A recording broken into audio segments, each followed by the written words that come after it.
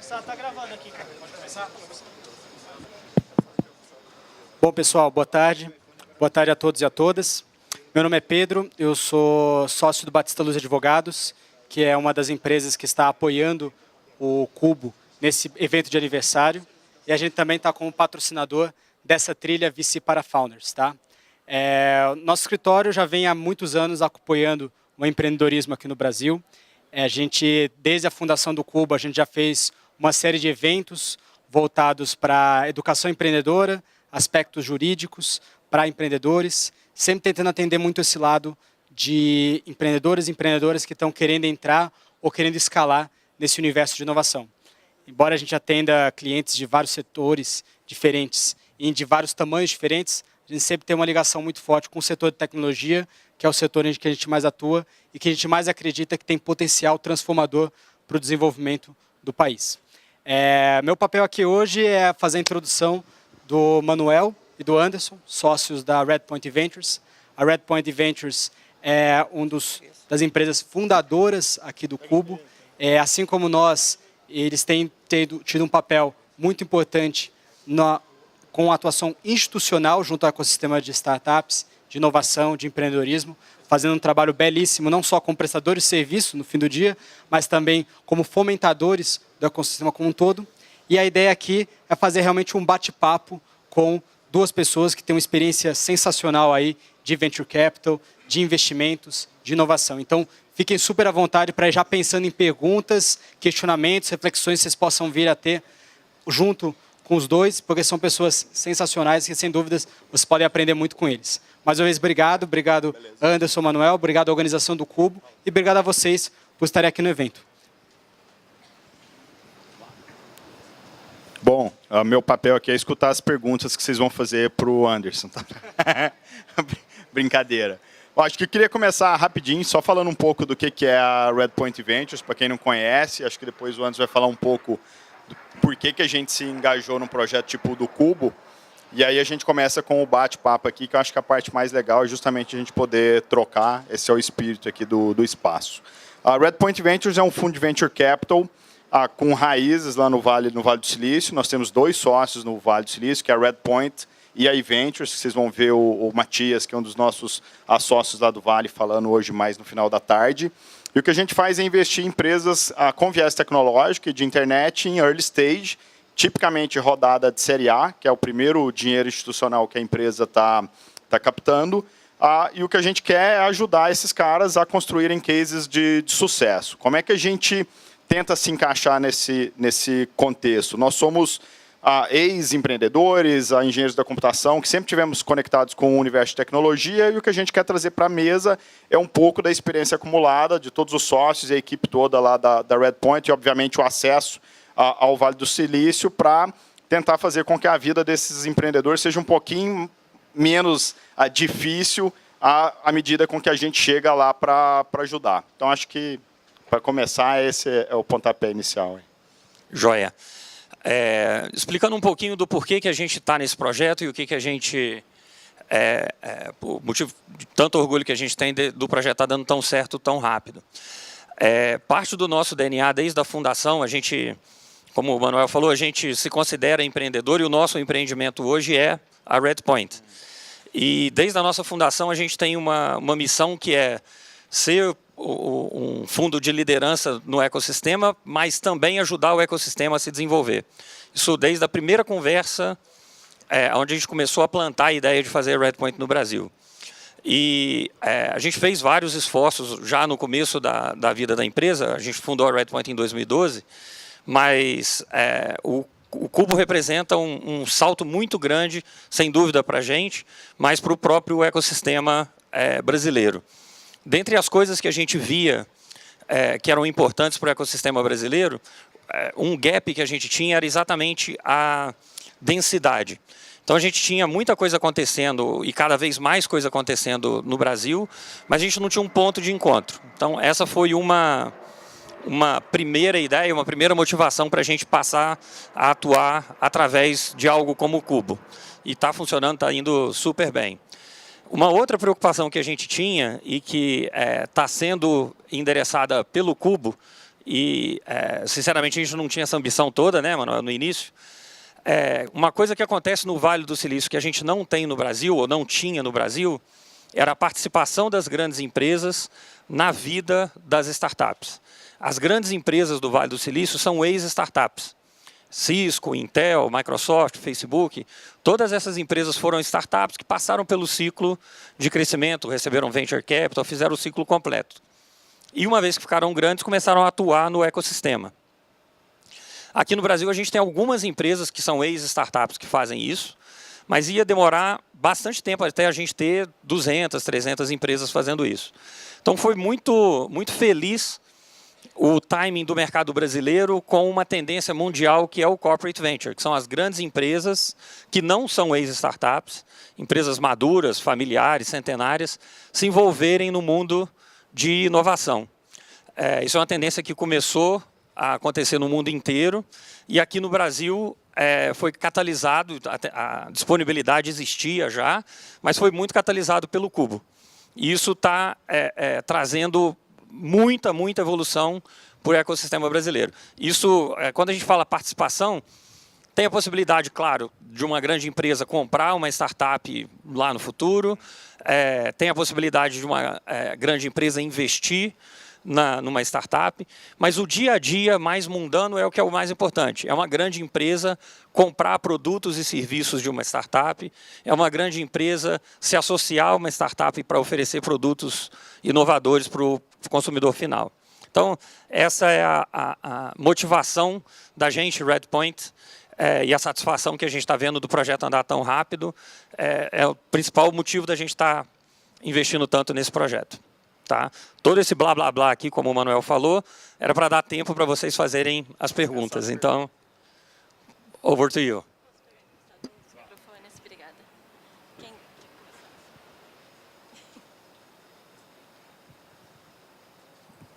Bom dia, boa tarde já. Eu queria repetir para você a pergunta que eu fiz para o Romero, eu queria ouvir a opinião de vocês em relação ao...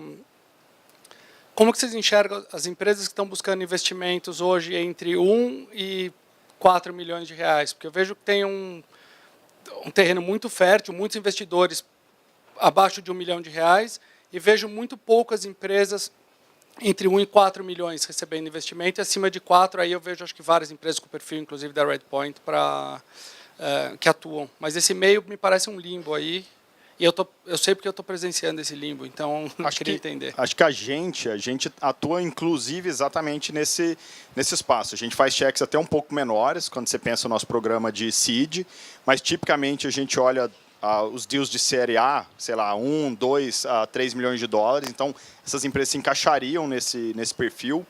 Eu acho que, cada vez mais, a gente está vendo o ecossistema de funding nesse estágio se completar e se desenvolver no Brasil. Se você olhar lá atrás, quando a gente estava com as nossas startups, aí você realmente não existia nenhuma porta para bater. Eu penso quando o Romero levantou a primeira rodada lá do Buscapé, ou eu mesmo tentei levantar uma rodada em 2000, não consegui levantar a rodada, não existia lugar sequer para você começar a conversa. Então, hoje a gente vê, pegando já esse estágio, uma comunidade de anjos bastante sofisticada, cada vez mais fazendo deals nos moldes que eles devem ser feitos, do ponto de vista de termos, de como é que é a relação entre o anjo e o empreendedor. As aceleradoras têm cumprido um papel importante nesse espaço, e fundos de seed, vamos dizer assim. E, obviamente, você chegar já nos 4, você está começando a falar de uma pequena série A, e esse é exatamente o nosso sweet spot. Então, eu acho que nunca teve tão bom. Pode melhorar, não tenha dúvida de que qualquer etapa do ecossistema tem muito para crescer ainda. Onde a gente acha que o gap é um pouquinho pior é quando a empresa que acabou de fazer série A no Brasil, e aí estamos falando uma série A do tamanho típico aqui no Brasil, sei lá, entre 1 e 3 milhões de dólares, e essa empresa vai tentar levantar uma rodada de série B, que ela não está exatamente no tamanho que os fundos de série B americanos olham, do ponto de vista de quanto de receita ela tem, em que estágio que a empresa está, e ainda não existem tantos fundos que fazem esse tipo de deal aqui no Brasil. Esse gap, pelo menos, é onde a gente tem visto um pouco mais de dificuldade. Mas, mesmo assim, para as empresas que estão muito bem, vamos dizer assim, estabelecidas, que estão com as métricas muito legais, esses caras não têm tido tanta a dificuldade para levantar nesse estágio. Essa era até uma preocupação que a gente tinha. A gente teve várias empresas nos últimos 12 meses aí que levantaram rodadas nesse estágio. E aí, obviamente, a gente entende que um vamos dizer assim, dos papéis que a gente tem, uma vez que a gente... Esperar o avião aqui. Uma vez que a gente investe, é ajudar com que essas rodadas subsequentes aconteçam. Então, a gente tenta muito trazer esse dinheiro dos Estados Unidos para cá, de outros fundos para cá. A gente tenta muito fazer esse trabalho. Não sei se você tem mais para adicionar aí.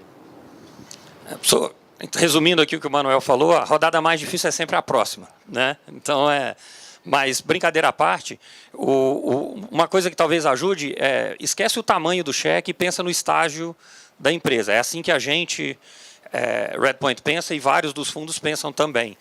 Então, muitas vezes você está no momento da empresa precisando de um determinado volume de capital e você pode estar num blind spot aqui no mercado brasileiro. Não é o ideal, mas você tem a possibilidade de bootstrap, de esticar mais um pouquinho, tirar algum risco da mesa para você encaixar numa rodada um pouquinho maior ou concordar e topar fazer uma rodada um pouco menor do que esse range que você descreveu. Tem um ajustezinho para ser feito, não está perfeito, mas concordo com o Manuel, está infinitamente melhor do que há 5 anos atrás. Boa tarde. No caso de Corporate Venture, como é que vocês pensam que as empresas podem fazer para não limitar o crescimento de uma startup investida, sendo que você quer que aquele trabalho fique só com você? Assim, muitas vezes as empresas pensam, não, aquele vai ser o meu diferencial no mercado. E você, ao mesmo tempo, tem uma participação na empresa e não quer travar o crescimento dessa empresa. É uma ótima pergunta. É um dilema que o próprio empreendedor da startup tem que tomar cuidado, porque muitas vezes para o empreendedor ter um contrato com uma grande corporação muda a vida do cara. E ele tem que tomar cuidado para aquilo ser o primeiro cliente e não o único, muito menos o último, né? Então, não existe ciência, tem várias formas de arranjo que permitem uma grande corporação interagir com uma startup.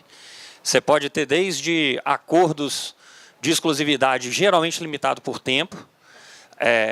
O cenário que você descreveu é muito específico, ele provavelmente acontece em uma fração muito pequena das empresas, que o que a startup está fazendo vai ser um diferencial competitivo da grande empresa.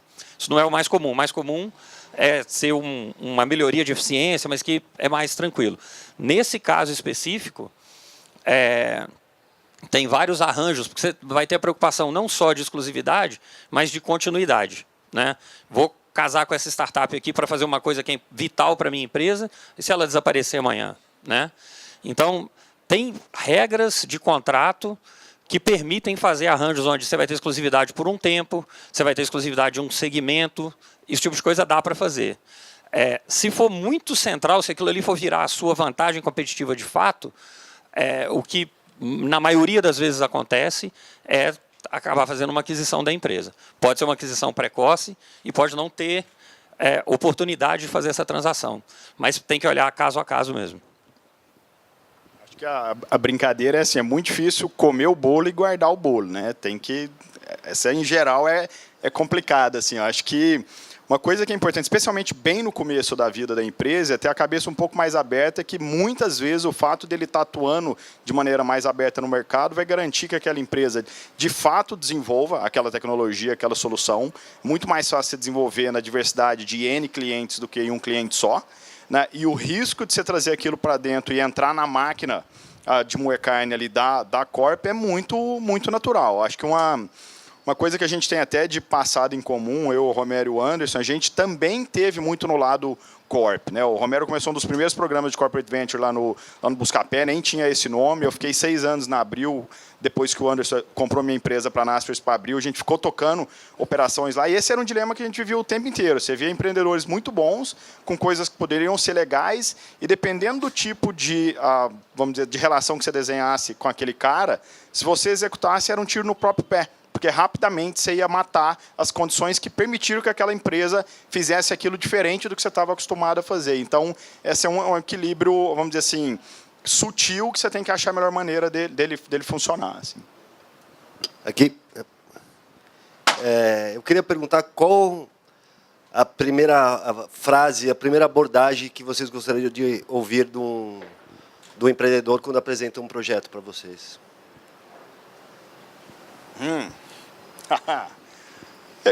Eu gosto muito do cara que é apaixonado pelo problema que ele está atacando. O cara fala assim, ó, eu sei de um problema que é gigante e eu sei uma maneira de resolver esse problema. Essa é uma das coisas que mais me atrai assim, quando eu vejo o primeiro papo do empreendedor. Você vê ali a paixão do cara de um assunto que ele gosta muito, que é um problema relevante, que ele acha que se ele suceder naquilo que ele está montando, vai ter um impacto para a sociedade, para o mundo, para o mercado. Eu acho que para mim, isso é uma coisa que pega muito. Apesar de ser um cara de tecnologia, a gente gosta muito da solução, a gente gosta muito da tech em si, mas eu falo, assim, pelo menos do ponto de vista pessoal, se apaixone mais pelo problema do que pela solução, porque é dali que vem a mágica. Assim.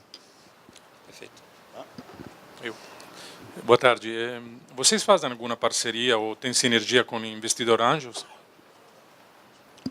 Sim, com vários. A gente tem, a gente gosta muito de co-investir. A gente tem, acho que em todos menos um negócio a gente tem 25 investimentos, em todos menos um a gente tem co-investidores e provavelmente mais da metade deles com anjos. A gente vê com muito gosto a evolução do mercado de anjos no Brasil. A gente é parceiro da Anjos do Brasil, tem muita satisfação de ver o trabalho incrível que eles têm feito no Brasil. Infelizmente não tem um selo de qualidade e tem muita gente nova no mercado. Então, não é trivial o trabalho que o Anjo faz, mas agrega um valor incrível para o ecossistema. E se a gente comparar a forma como os anjos estão atuando hoje com 5, 10 anos atrás, está incrivelmente mais profissional. Então, a gente escuta histórias, graças a Deus nenhuma delas recente, onde o Anjo fez um investimento numa empresa que dificultou a entrada de um fundo, não só da gente, como qualquer fundo, né, estrutura de capital, direitos específicos e tal. Isso, no nosso modo de ver, deixou de ser problema do ecossistema há bastante tempo. Está cada vez mais fácil trabalhar em conjunto. Oi. Qual a importância do comportamento empreendedor para a viabilização de uma startup, do ponto de vista de vocês? Para a gente é vital. Quanto mais cedo é o estágio da empresa, mais peso existe em cima da equipe fundadora. E o que a gente faz, que é Série A, todos nós já fizemos deals de 30 mil a 500 milhões de dólares. Então, quanto mais cedo está na vida da empresa, mais isso é importante. E o Manuel tocou assim, com perfeição no ponto na pergunta anterior. O que você quer ouvir, o que você quer sentir no empreendedor? Paixão. Por quê? Qual que é a característica mais importante ou a característica mais comum em casos de sucesso de empreendedorismo? Você vai ouvir 1000 formas diferentes de descrever, mas sempre está lá persistência. E o que traz a persistência é a paixão por resolver um problema difícil. Então, é super importante e para a gente, você não vai achar nenhum investidor profissional de venture que não vai colocar um peso importante em equipe.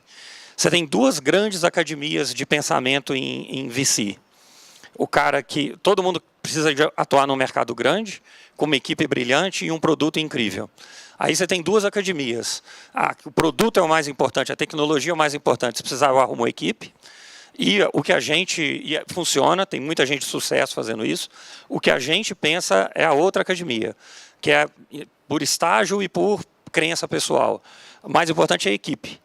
Se o produto estiver precisando de um ajuste, com o pouco que a gente sabe, com o dinheiro que a gente traz para a mesa e com paciência, se for o time certo, a gente arruma o produto. Então, para a gente, é vital e o mais importante. Posso perguntar para o Manuel?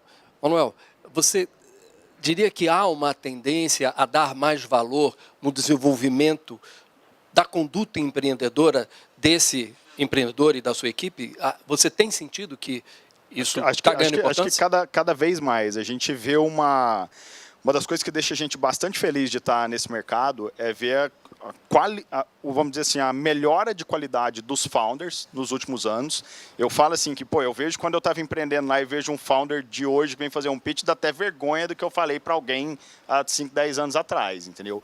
Os caras estão muito melhor preparados, eu acho que eles estão muito melhor instrumentalizados para atacar os problemas que eles estão atacando. Obviamente, tem muito mais conhecimento disponível. Eu acho que iniciativas tipo a do Cubo, você imaginar que hoje a gente está aqui num solão de 30 e poucos graus, com sol na cabeça, todo mundo para falar desse assunto, você não viu isso acontecer há 10 anos. Isso aqui é fomentar a cultura empreendedora. Então, eu acho que a gente está vendo isso acontecer assim, a gente vê as corps entendendo que isso muda o jogo, tanto que as corporações estão se aproximando do ecossistema. Por quê? Porque esse DNA funciona dentro da corporação também. Ele não é exclusivo da startup. Se você pensar as dinâmicas de mercado, as dinâmicas de evolução tecnológica, elas estão afetando business novos e os business antigos até de maneira mais profunda. Então, desenvolver esse tipo de cultura em tudo que você está fazendo, eu acho que é fundamental.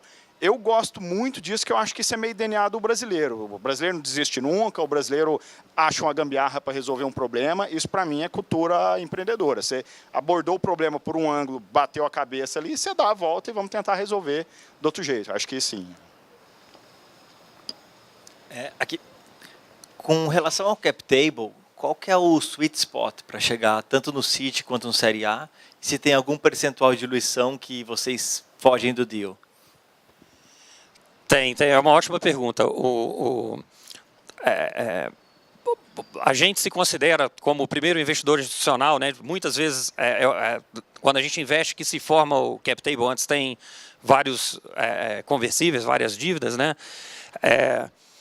Para a gente, o que a gente precisa conseguir ver é a entrada, o momento em que a gente entra na empresa, a gente precisa conseguir comprar uma participação significativa para a gente. Isso é óbvio, né? É mais fácil. Garantir que os fundadores vão ter uma participação significativa na empresa, não só naquele momento, mas em todas as séries seguintes, né? E isso muda de caso para caso, muda inclusive de tipo de empresa para tipo de empresa. Uma empresa que vai receber uma rodada só e nunca mais, que é raro, né? Mas que não vai ter esse problema dali para frente, tem muito mais flexibilidade do que uma empresa que a gente olha e fala, putz, vai precisar fazer umas 7 rodadas aqui, porque a gente vai ter que trazer 7 sócios ou fazer várias rodadas subsequentes, tá? Isso é a resposta genérica. Tentando tangibilizar, tá? Tipicamente, numa rodada de Série A, o investidor vai ficar com 15% a 30% da empresa. O mais comum é 20% a 25%, isso é o mais frequente no Vale e aqui no Brasil.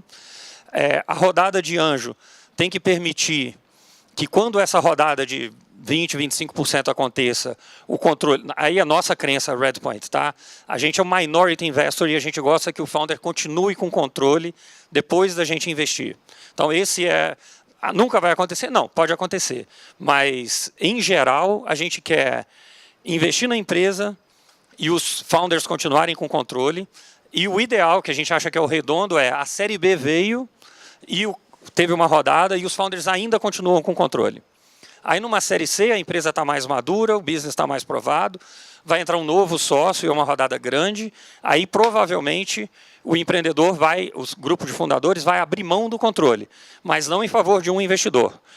A empresa passa a ter controle pulverizado, vai ser uma governança redonda com representatividade de todo mundo. Esse é o mundo ideal. Faz sentido? Olá, estou aqui. Boa tarde. Fábio Bottacci, da 20 Digital.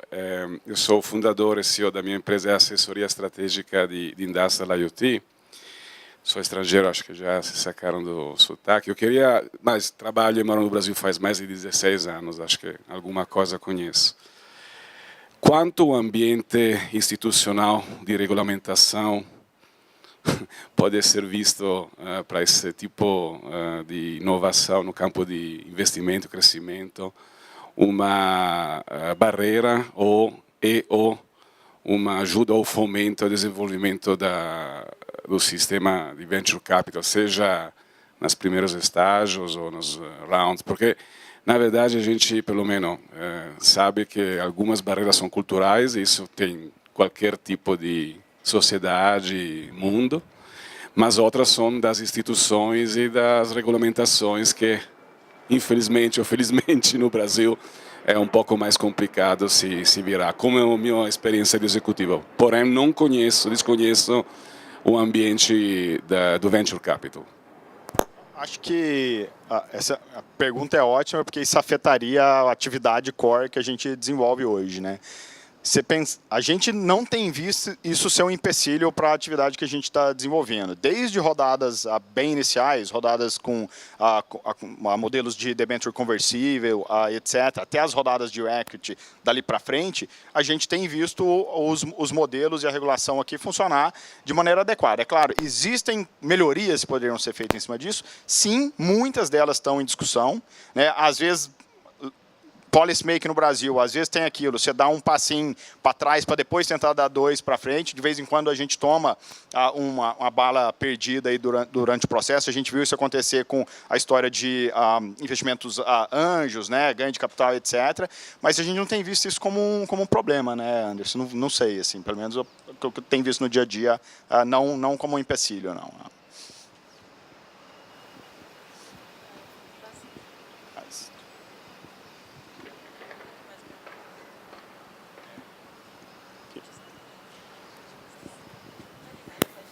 Oi. Com relação ao portfólio de empresas que vocês têm, vocês estão procurando, tem alguns dados que vocês podem compartilhar a nível de porcentagem de segmento que vocês procuram, alguma área específica que vocês procuram, assim, vocês têm esses dados baseado no radar de vocês? Assim? Essa é uma pergunta legal, bem fácil da gente responder. A gente optou por não ter vamos dizer assim, uma obrigação de investir em determinado segmento, porque a gente não sabe como é que essas oportunidades vão aparecer para a gente. O que a gente procura mesmo é um time adequado, apaixonado, resolvendo um problema grande e relevante que a gente acredita que permita criar uma grande empresa naquele espaço. Isso é o que a gente tem olhado. Dito isso, a gente olha para tudo que possa usar tecnologia e internet para resolver esse tipo de problema. Existem 5 verticais que a gente tem sido um pouco mais proativo na maneira com que a gente busca os empreendimentos, que seriam fintech, educação, saúde, soluções para o retail e soluções para pequenas e médias empresas, soluções de software. Mas a gente nunca deixou de olhar um bom investimento por conta desse tipo de segmentação. Se a gente achar que o time é adequado e o problema merece atenção, a gente vai olhar e vai considerar o investimento. Anderson, boa tarde. Por favor, fala um pouco mais das fases. Você citou fases, mas esclarece os arquétipos, ou o que seja. Fala um pouco mais da fase. Você está numa fase inicial, tal. Como é que você vê essa fase? Descrevendo um pouquinho para a gente. Joia. Deixa eu dar um grau de abstração antes de entrar no exemplo prático, tá? Porque muda de segmento para segmento. O mais importante fator de distinção de uma fase para outra, e a gente pode dar o nome que a gente quiser, é uma mudança material no risco de sucesso daquela empresa. Então, você pode fazer uma rodada de capital ou não. Se você tirou um grande risco da mesa, sua empresa mudou de patamar, você está numa fase nova. É assim que a gente analisa a empresa. A gente usa até a metáfora. Eu sei, série A, ou seed, ou série B, tem um monte de risco em cima da mesa. Nós vamos comprar vários desses riscos juntos. Mas qual que você vai tirar da mesa a hora que a gente colocar o dinheiro? Essa é a metáfora principal. Isso posto, de forma mais genérica, a gente tem o primeiro ciclo de todos, é o que a gente costuma brincar, os gringos, né, chamam de 3 Fs, né, Friends, Family and Fools. Esse é o primeiro dinheirinho que entra na empresa. Aqui no Brasil é muito comum ser o FGTS. Lá nos Estados Unidos é muito comum ser o saldo do cartão de crédito, né? É o comecinho, a hora que você está com a ideia e começa a trabalhar naquilo. Aí a fase seguinte é o estágio de anjo, onde você convence uma pessoa física, muito comum que seja alguém de sucesso daquele segmento, que vai também te apoiar, e você começa a transformar aquilo ali num produto. O seed não tem uma distinção tão grande. Tem empresa que faz seed direto, tem empresa que faz anjo e depois vai para a série A. Mas é onde o produto começa a tomar forma. Na série A, onde a gente tipicamente investe, já existe um produto, pode existir um conjunto pequeno de clientes ou não, pode ter um modelo de negócio ou não, mas em geral já existe o produto ou uma versão preliminar desse produto. Aí a gente faz o investimento. Tipicamente, quando a gente faz a rodada de Série A, existe a institucionalização da empresa. Então, além do estágio do produto, que o mais comum é começar a investir em vendas, depois que a gente investe, começa a acontecer formação da equipe imediatamente abaixo dos founders, que é super importante, e começa a ter a parte institucional da empresa de governança corporativa. Então, a empresa começa a tomar forma e começa a criar clareza de missão, visão e valor, ela se prepara para crescer muito. Série B, idealmente, é fazer mais do mesmo. Então, já tem alguns clientes, vou começar a acelerar mais. E aí, C, D, aí sempre é crescimento. Eu, de novo. Eu tenho feito mentoria há 7 anos para startups, nos últimos 2 anos e meio, dentro de uma metodologia da George Washington, aqui na FAPESP. E ali lidando com doutorados e pós-doutorados. Mas ainda sinto uma grande dificuldade daquelas inovações disruptivas que são geradas nos laboratórios das escolas virem para o mercado. Vocês sentem isso? Acham que isso está mudando? Vou passar para o Manuel em breve, porque eu sei que a gente compartilha isso. Eu sou ex-bolsista da FAPESP. Existe há muito tempo. Tem um estoque muito, muito grande de inovação, que a gente olha e vê isso como uma oportunidade incrível. A gente teve várias conversas com o pessoal da FAPESP, tem ideias gravitando, a gente não conseguiu colocar nada em prática, ainda tem um monte de, aí volta para o seu ponto, um monte de empecilhos regulatórios, mas, em geral, existe uma distância no Brasil entre a inovação de base dentro das universidades e a comercialização disso, que precisa ser endereçada. A oportunidade é muito grande. Acho que, assim, não tem nada para adicionar no que o Anderson disse. Eu acho que o que a gente vê é um pouco de mudança. A gente começa a ver pessoas trazendo a pesquisa acadêmica e transformando aquilo em negócio. Mas não é um negócio que dá para você falar assim, pô, já existe uma tendência, existem volumes consideráveis, é bem diferente dos modelos que você tem lá fora. Né? Lá é muito mais resolvido. Você criou, sei lá, uma patente dentro do MIT, já existe um modelo de prateleira de como é que aquilo pode ser explorado, como é que aquilo pode ir para a mão de um próprio professor e ele sair tocando aquela empresa sem se desvincular da instituição. Então, assim, seria muito legal ver esse tipo de coisa vingando aqui. A gente sabe que a maior parte da pesquisa acadêmica no Brasil acaba não tendo aplicação nenhuma e tem muito a capital intelectual aí que poderia ser usado. Então, acho que tá aí para a gente provocar um pouco essa mudança. Né? Já que você falou para a gente, eu vejo isso acontecer dentro da Poli também. Talvez, se vocês, investidores, fizessem essa aproximação com o meio acadêmico, vocês conseguiriam fazer essa ponte. O que vocês acham? Acho que ele tem um meia-culpa gigante, assim. Tem um monte de coisa que está na nossa lista de coisas que a gente gostaria de fazer. O Romero é lá da Poli, eu e o Anderson lá da Unicamp. Isso gera várias piadas internas aí. E esse é um lugar que a gente fala assim, a gente teve que escolher algumas batalhas para a gente brigar primeiro, né? Então a história de corporate aqui com o Cubo foi uma das coisas que a gente priorizou, mas isso está no back of our mind o tempo inteiro. Hoje mesmo aqui no Cubo eu estava falando com um aluno de computação lá da Unicamp e eu falei, cara, seria muito legal a gente ver mais empresas saindo de lá. Ele falou, vocês precisam ir lá, fala com as empresas também. Então recado aceito, a gente vai pensar nisso aí o que fazer. Essa é a ideia. Tem um primeiro passo que a gente já vai dar agora com o novo Cubo.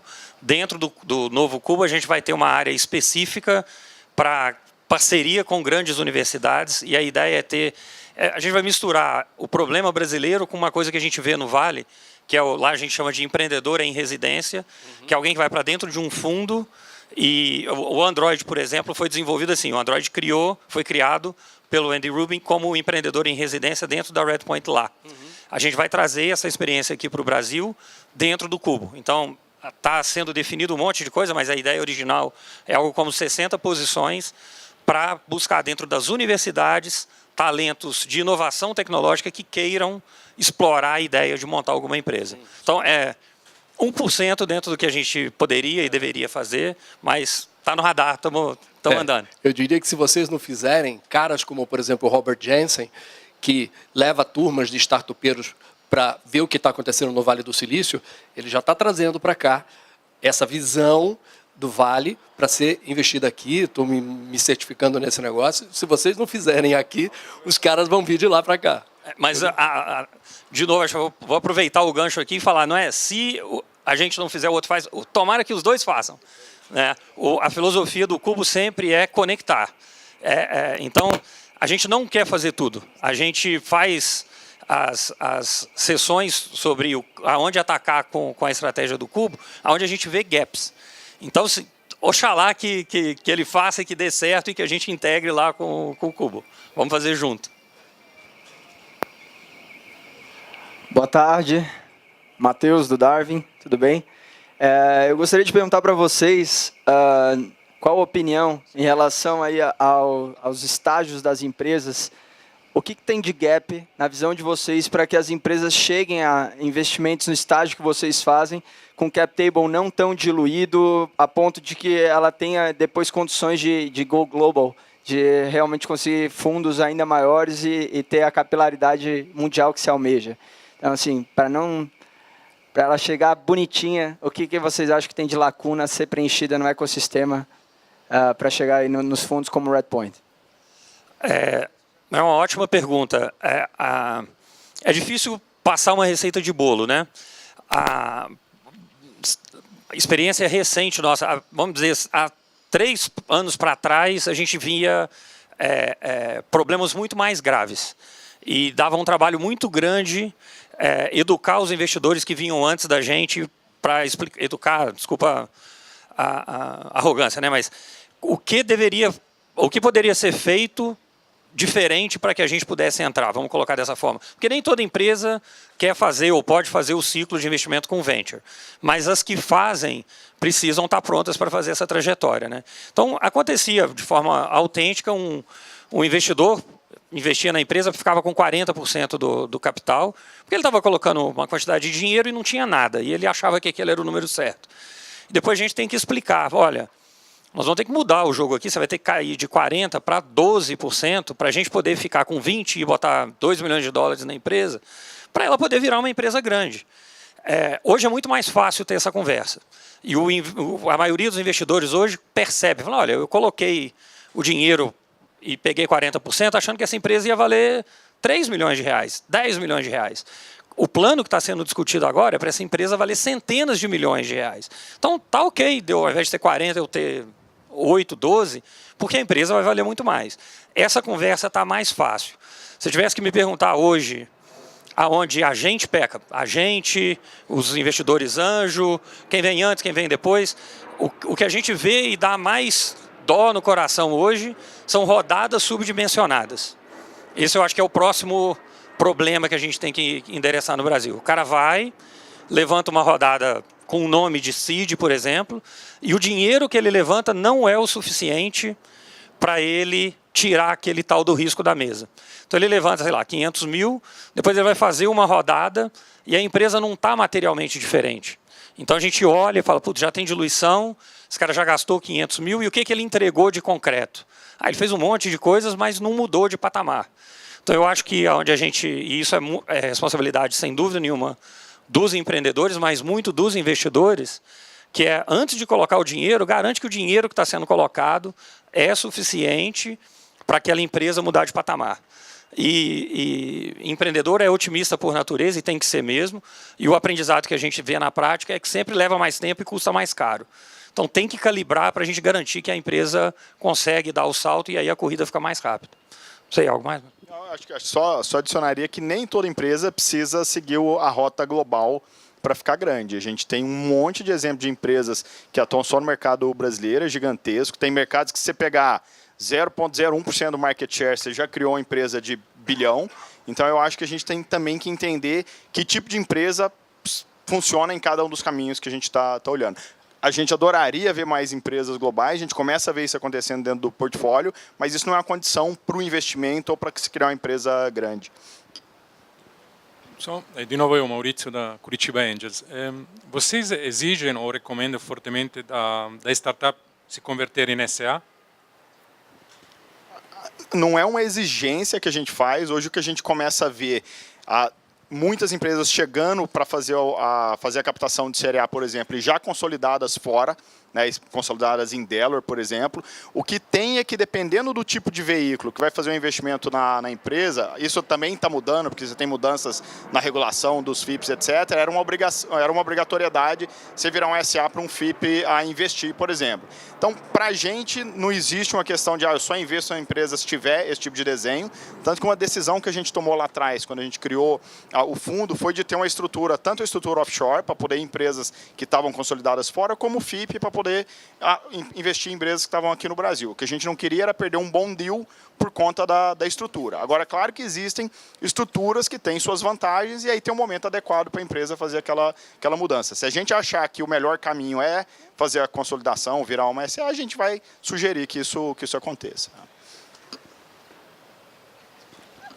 Uma última pergunta, alguém tem? Tentando olhar. Cadê? Tem alguém? Finalizou as perguntas? Se vocês quiserem finalizar com alguma coisa, fiquem à vontade. Eu quero saber então. se tem um cara dormindo dentro daquele negócio ali. A gente está com dó dele. Não, valeu, gente. Obrigadão. Tá bom, então,